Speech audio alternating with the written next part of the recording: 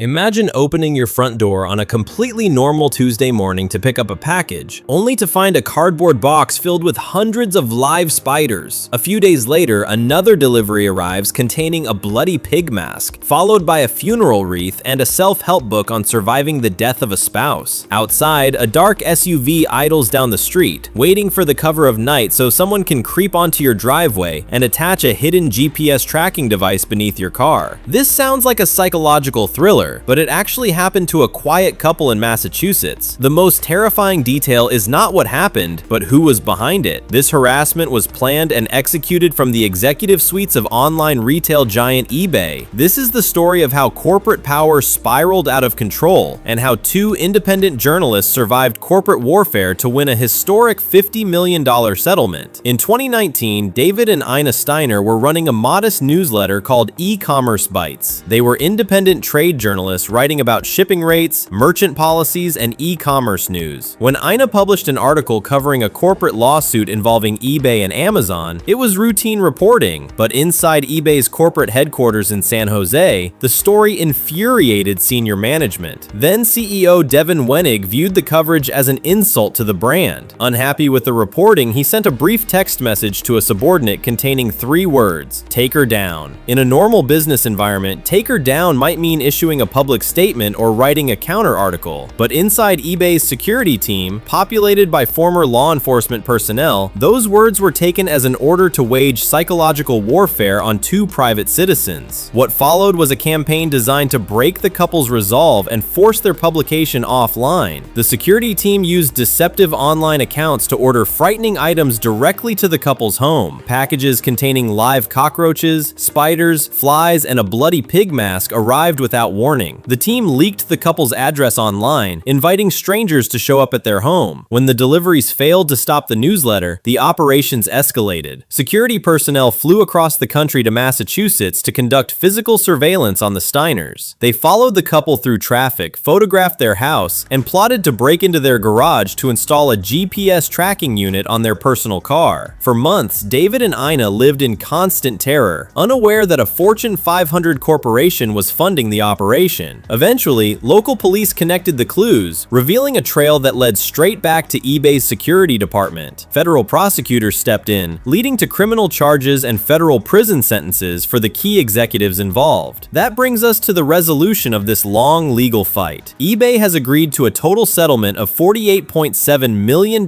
for David and Ina Steiner. That sum includes $46.15 million directly from eBay, alongside personal cash payouts coming from the pockets of 3 former executives who helped run the operation. The Steiners are directing $7 million of the settlement toward charity. Crucially, the agreement contains no confidentiality clause. In most corporate settlements, large companies use their financial power to buy silence through strict non-disclosure agreements. The Steiners refuse to be silenced, ensuring the details of the case remain public record. Ina Steiner expressed hope that the outcome would serve as a clear deterrent against corporate abuse. For its part, eBay issued an official statement admitting the conduct of its former employees was wrong, reprehensible, and should never have happened. This case stands as a reminder that corporate power has real limits, and that independent reporting can hold powerful organizations accountable. David and Ina Steiner stood up to a tech giant and held them responsible. What are your thoughts on this outcome? Is nearly $50 million